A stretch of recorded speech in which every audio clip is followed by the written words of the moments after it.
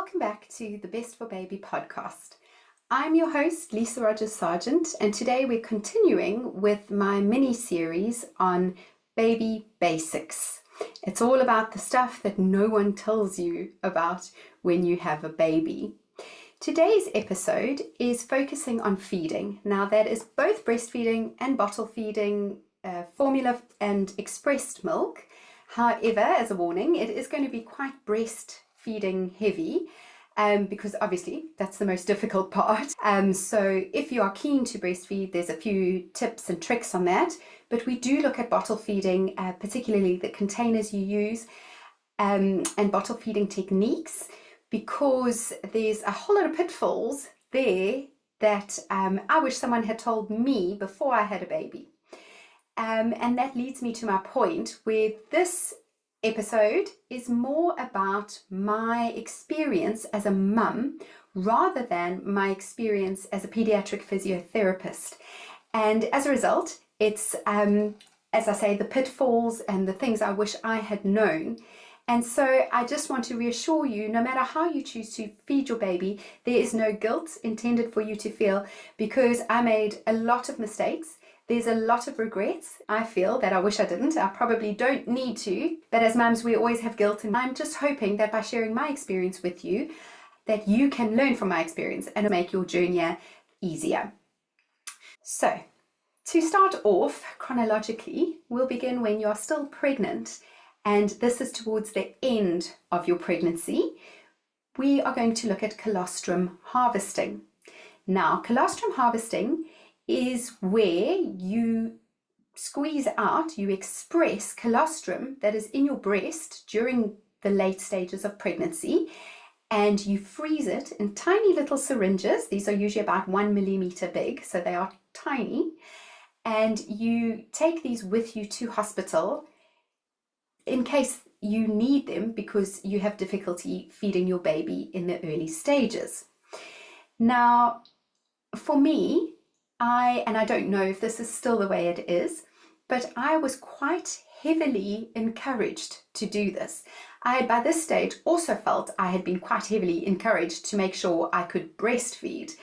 And the idea was that if I couldn't get breast milk out or colostrum out in the early days, that I would have all these little syringes lined up to feed my baby, and she could be having those until I established breastfeeding, which is great unless you're a parent who cannot colostrum harvest, who cannot breastfeed, or who chooses not to breastfeed, because then this raises a bit of language shaming for those parents. So that's my first issue with it. My second issue is that they say you should only do it from about 36 to 37 weeks. Firstly, because that's when you have the most amount of colostrum in your breast, but also because it can trigger an early labor.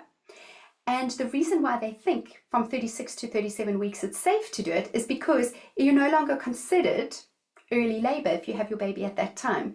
However, if your baby comes because you're colostrum harvesting, not because they're ready to, then for me it's you've triggered an early labor, whether it's 36 weeks or 37 weeks or not. So that's sort of my initial issues with it. However, as I say, this is about my journey where I felt quite strongly encouraged that I should be doing this. And it was very difficult. It was very painful. It was very uncomfortable. We were told that our partners should help us to do it because it is so awkward. You have to squeeze your breast, particularly your nipple, incredibly hard. And then when you get this tiny little droplet of yellow fluid squeezing out the nipple, you then have to suck it up in a tiny little syringe, which, even being so small and only 1 milliliter, it takes a long time to fill. So that in itself was a difficult experience. It was very difficult for my partner to help me with it. He didn't like to hurt me, and it was just uncomfortable and awkward. It was easier for me to do it on my own, and it was still really, really hard to do it. So that in itself was really tricky. And then when I got to hospital, I did have difficulty in feeding my baby. And so we used the colostrum, and I was quite proud of my 10 or less than 10 probably syringes that I had taken with me, and they were gone in an instant, and they it was like a little plaster on a gaping wound. I needed far more than just those little syringes that I had worked really hard to get.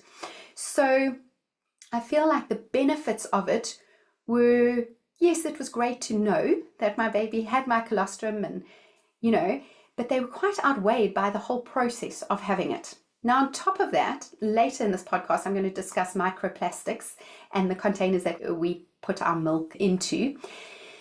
But the thought process behind it is also that you are giving your baby this pure substance from your body, but you've actually put it into a plastic container.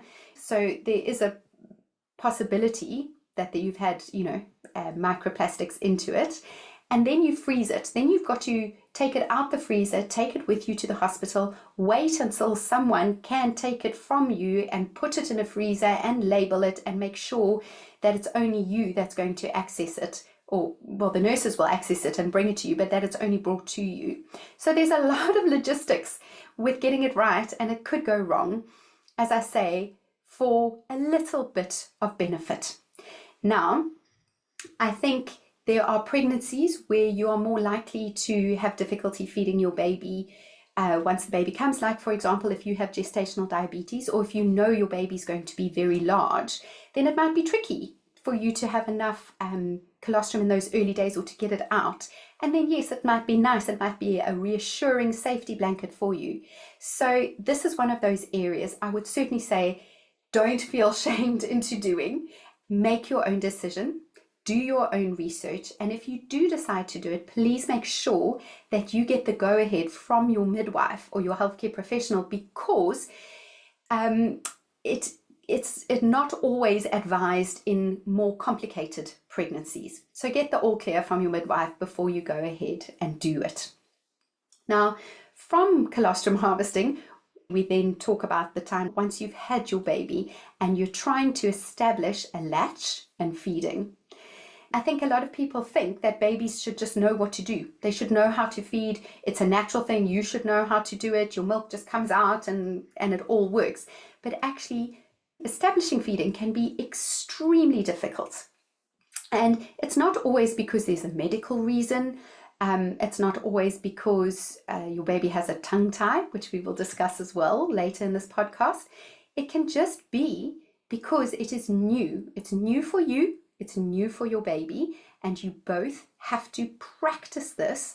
It's like learning a new dance with a new dance partner. You have to practice it together over and over and over and over again until you've got this lovely natural flow and natural rhythm. And that can take a really long time. And if you are very keen to breastfeed, then you need to have an understanding of what your threshold is, of when you are ready to go, okay, this is enough. Because unfortunately, in the early newborn stages, we are not capable of making great decisions. Even if you had an easy labor, you are exhausted.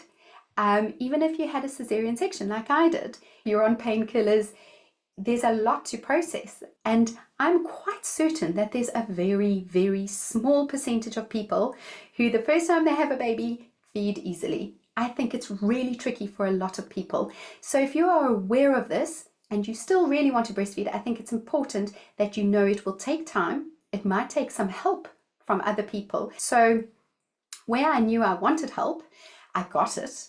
Unfortunately, it came in conflicting advice and it became quite a stressful time for me. So my baby is hypermobile. And that just means she's double jointed, she's flexible, and I knew as a physiotherapist that it may impact her gross motor development, and I was ready to help her with that because that's my bread and butter.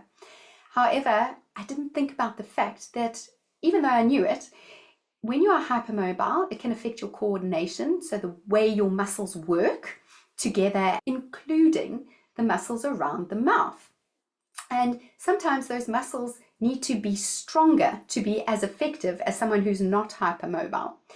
And with my daughter, I didn't even think about it, but clearly she also had a very little mouth. Like some babies have tiny little mouths, very fine features, and so it's going to be really hard for them to learn how to breastfeed. So she had a little mouth and muscles that needed to practice feeding regularly and work hard so they could get nice and strong and coordinate nicely before we could establish feeding.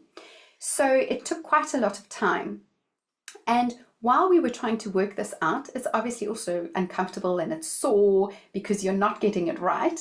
And I stayed in hospital for 3 nights after my cesarean section. So I had nurses helping me to establish feeding because it wasn't going terribly well initially. And as I said, I had my little colostrum syringes and they were gone very quickly. And now I had to feed my baby. Now there's this sort of rule, which you will, I'm sure, know about, where they're constantly weighing the baby to make sure they don't lose more than 10% of their body weight while you're establishing breastfeeding. And my daughter never lost a lot of weight, so I must have been getting food into her. But every time I would have a new midwife coming in to see me, they would have a new idea of how much milk or colostrum in the first couple of days she should be drinking. Now, my first issue is that when it's coming out the breast, you cannot measure it. And so every time someone came and told me how much she should be drinking, it was always in terms of milliliters. And sometimes someone would say, she's a tiny newborn baby. She just needs a millimeter. She just needs that 1 syringe of yours for a feed. That's plenty. And then the next person would come and say, no, she's already 8 hours old. She needs 10 milliliters. And I remember someone saying about that amount because I knew it was more than all the syringes I had brought in one feed. And she was brand new, and how was I going to get her, if I couldn't give her that now, how was I ever going to give it to her on the next feed? And I had no backup syringes. And it was really stressful for me. I was then kind of woken regularly, and my breasts were squeezed by nurses, and they were squeezing it out into cups to measure how much. And by this stage, it was really only day 2, so I didn't even have milk. My milk hadn't come in yet, so it was all still colostrum, and it was really tricky to get these huge amounts. And all really confusing. And I'm sure they all had a clear reason for why they were doing it, but it wasn't being explained to me. And when it was explained, I was not in a mental space to take it on. So it was all quite overwhelming and quite confusing. And even though my baby didn't lose weight, without me actually even being a part of the discussion, my baby suddenly was given a bottle of formula milk on day 2 of life. And I just felt like if they think it's right, then it's right. So here, my advice is that I wasn't feeding my baby regularly enough. Now, I had heard you only feed them every 4 hours. Looking back, it makes no sense that you would wait and not feed your baby for 4 hours. But my daughter, being born of a cesarean section, she was really, really sleepy. So she wasn't waking. She was basically asleep the whole time. And that was quite scary. And nobody had prepared me that is quite normal for some babies. But she was really sleepy. So she would go for long stretches, sometimes more than 4 hours, without a feed. And it was up to me to recognize that she actually needed more regular feeding. And she didn't have a strong hunger urge. She still doesn't. And so she wasn't demanding to be fed.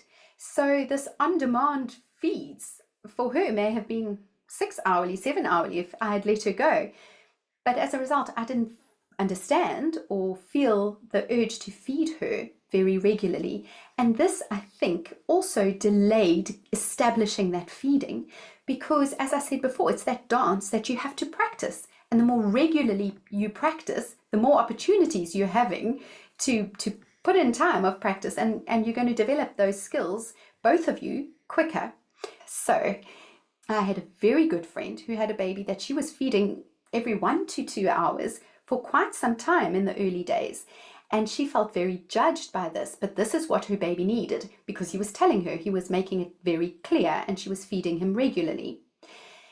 I, on the other hand, had a baby who was not telling me she needed to be fed, and I was leaving her for really long stretches.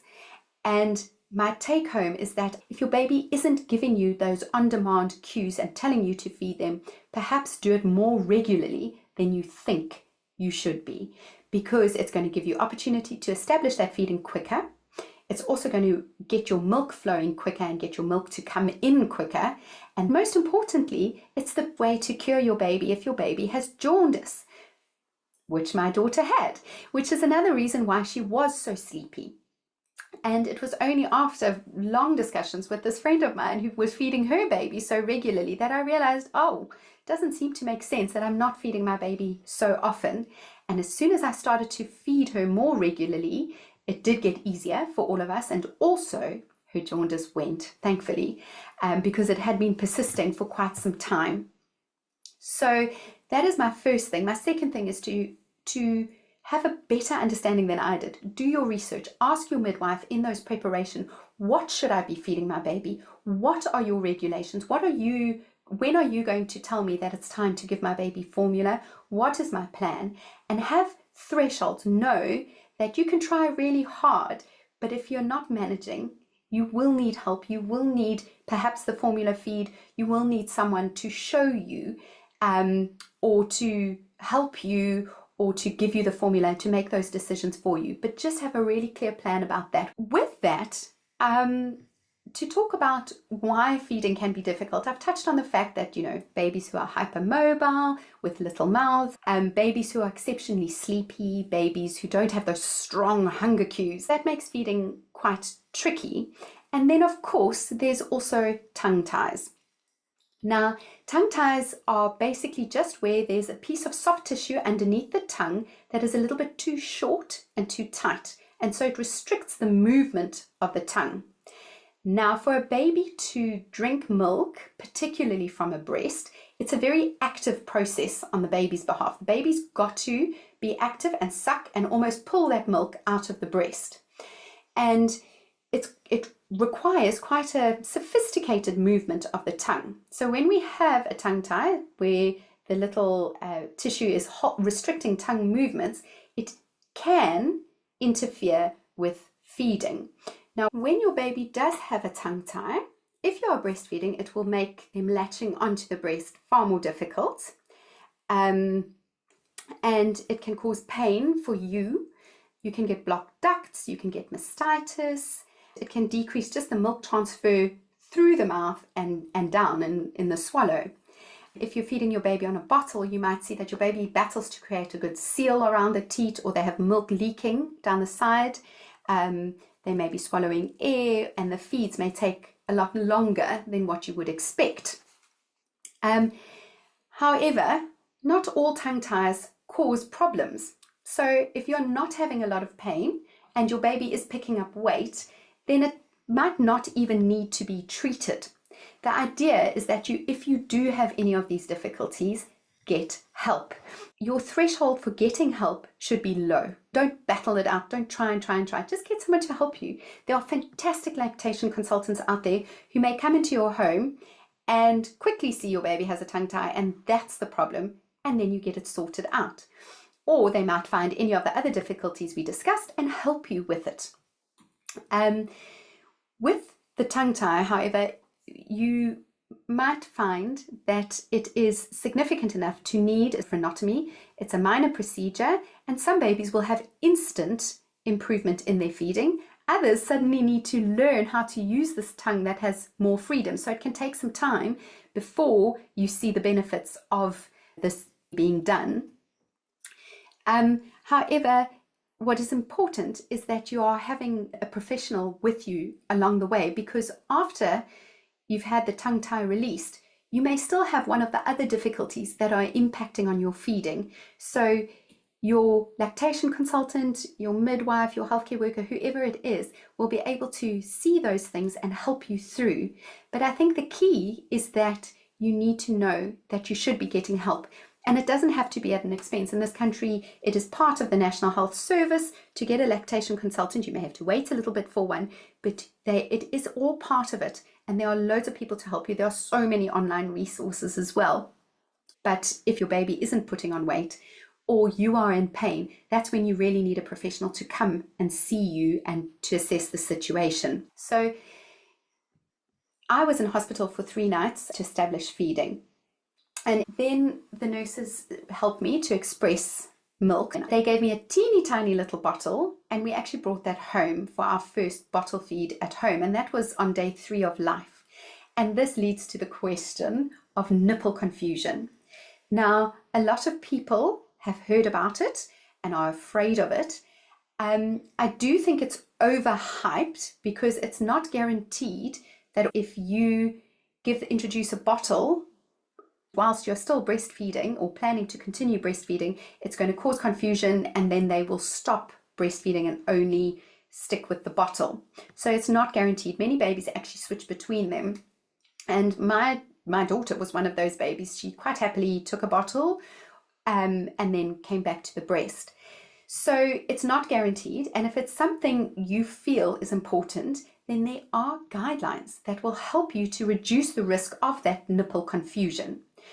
Now, most consultants would say to you, first get feeding established, so that you know how to breastfeed, the baby knows how to breastfeed, and you're all good with that, because you don't want to, if something's already difficult, you don't want to complicate it further. However, I didn't have that luxury, because I don't know, as I say, it was just such a confusing time. Someone said you should do this, so we just did it. And again, that's my whole thing that I keep saying, oh, I wish I had known better or known to think about these things beforehand. But someone said just do this, so I just did it. And I didn't even consider nipple confusion, because at that stage I was quite desperate to make sure my baby was getting fed and I was in quite a lot of pain. So we went along with it. Now, if it's something that you want to do, as they say, wait until you have established feeding, which I didn't, and it actually wasn't a problem at all for us. The idea is that a baby should be really keen on breastfeeding and really enjoy breastfeeding before you introduce the bottle, because the bottle is so much easier for a baby to take or to get milk from.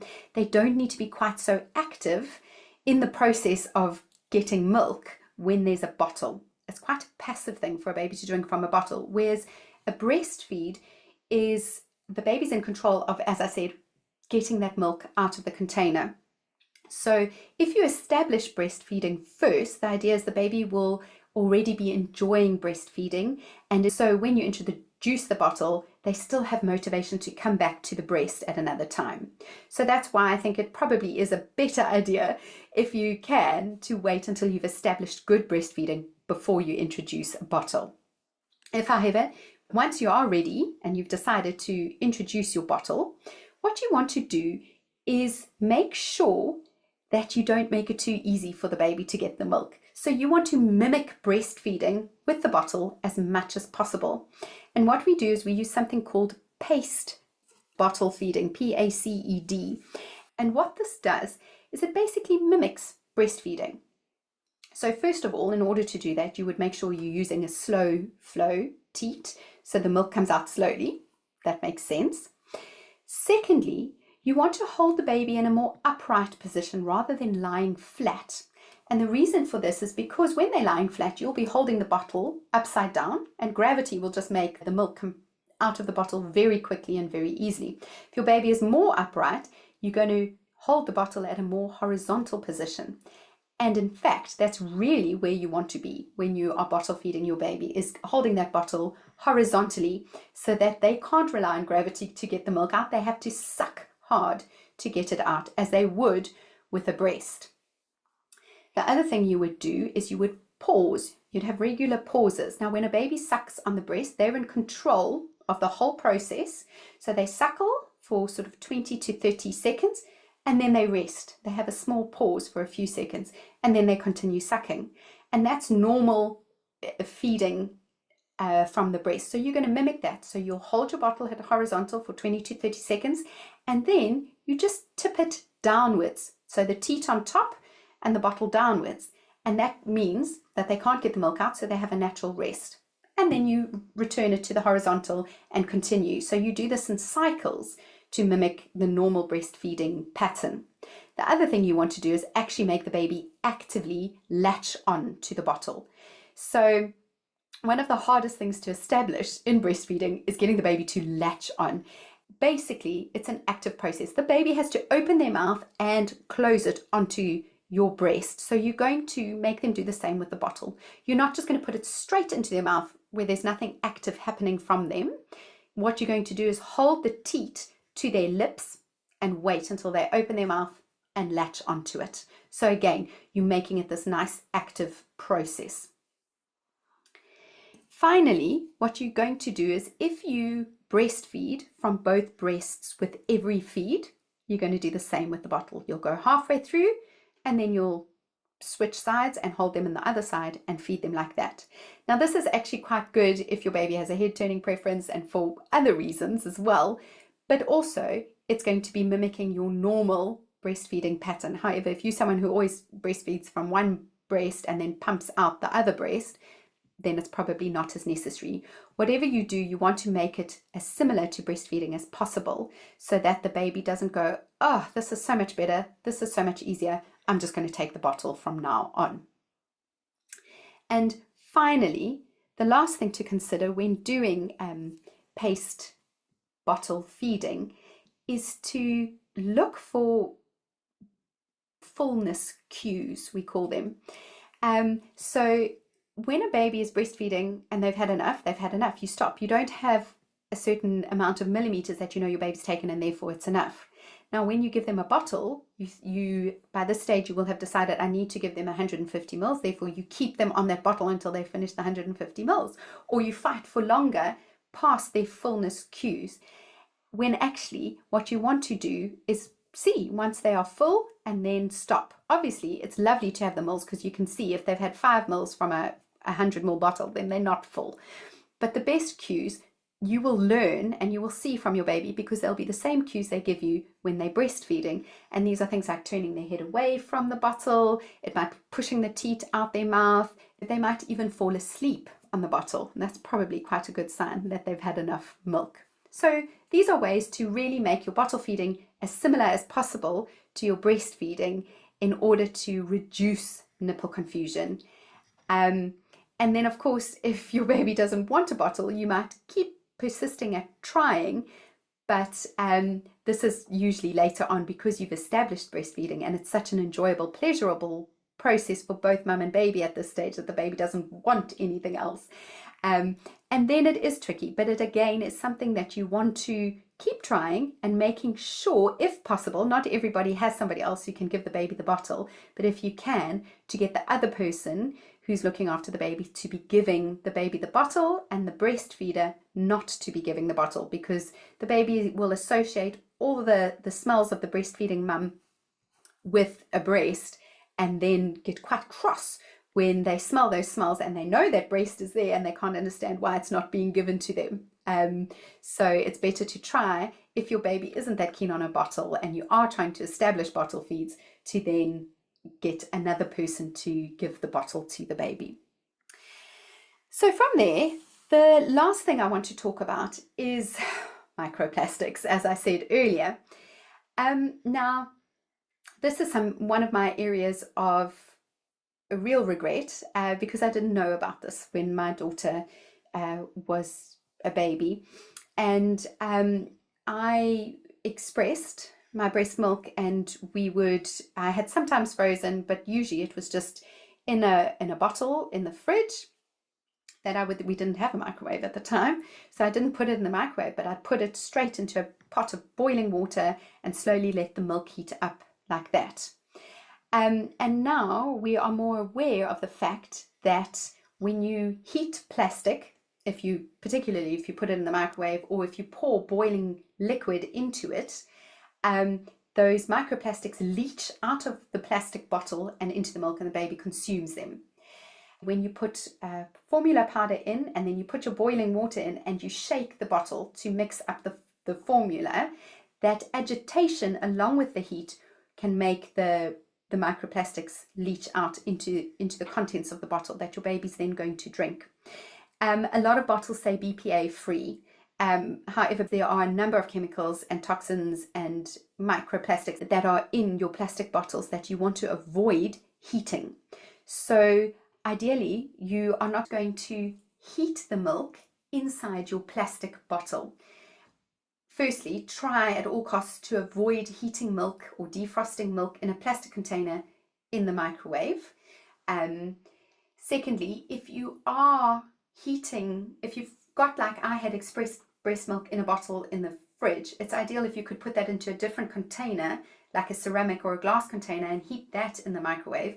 And then once it's cooled slightly to the correct temperature that the baby's going to drink from, then decant it into your bottle and let the baby drink from it. So it's never boiling, it's never that hot. It's going to reduce the amount of microplastics that are leaching into it.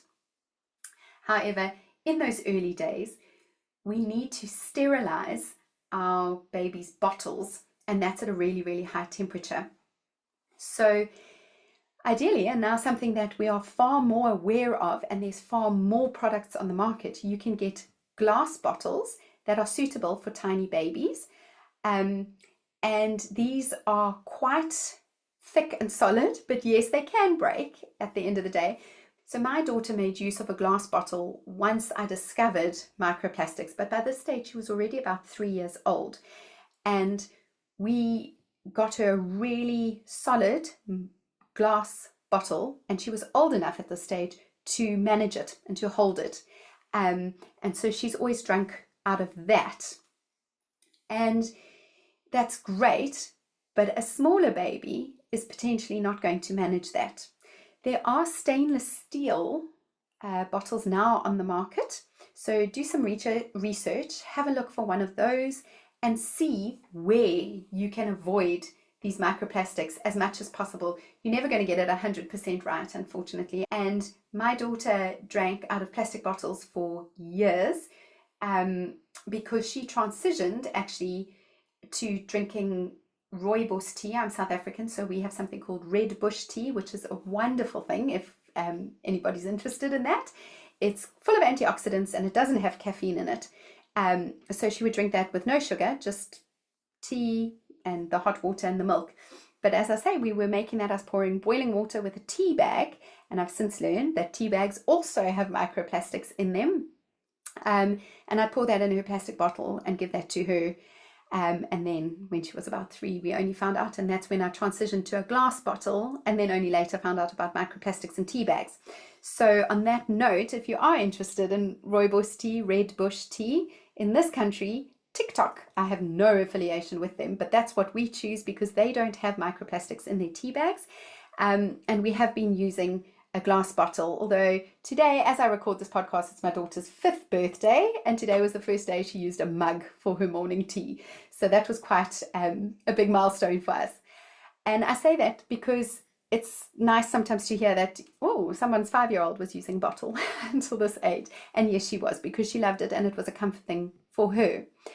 So I think here the point I'm trying to make is don't feel guilty, don't shame yourself, because you can only make changes going forward and try to compensate, which is what we have done.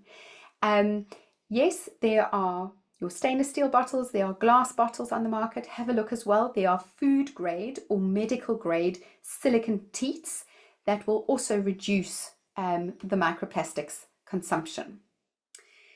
So to sum up, it's not easy getting your baby to feed. There's a lot of conflicting information. When you get the opportunity, do research, have a sort of plan in mind, and also don't feel forced into doing anything because there are so many opinions out there. I felt quite encouraged, as I keep saying, to colostrum harvest, to breastfeed, even when it was really difficult. And in my experience, and this is purely my experience, it was really, really difficult for 3 months. But because I felt like I should for some reason, I continued. And yes, it did get easier after that. But I think it took 3 months because of my daughter's, she had to grow, her mouth had to grow bigger, the little muscles around her mouth had to get stronger. So it couldn't get easier before that age. And that might be the case for you, but that certainly doesn't mean you should battle for that long. So do what's right for you. And just know that if you breastfeed too long, you might also be shamed, because that happened for me. I breastfed and I also felt shamed for carrying on with it for too long. So, you've just got to do what's right in your situation. But as I keep going back to, have a plan and get help early. Feed your baby regularly. Don't worry about schedules. If your baby is a sleepy baby, feed them more often than what they are demanding, because maybe they're not an on-demand baby. Try and avoid those microplastics and get help wherever you need it. I have spoken today more as a mum than as a physiotherapist, but if you do need any help for anything baby related that I can be of assistance with, please do find me on my website. It's physiobaby.co.uk. There's loads of free resources and other courses and tutorials and things for you to have a look at. And today, I, as always, wish your baby all the very best, but I wish the person feeding the baby all the very best too.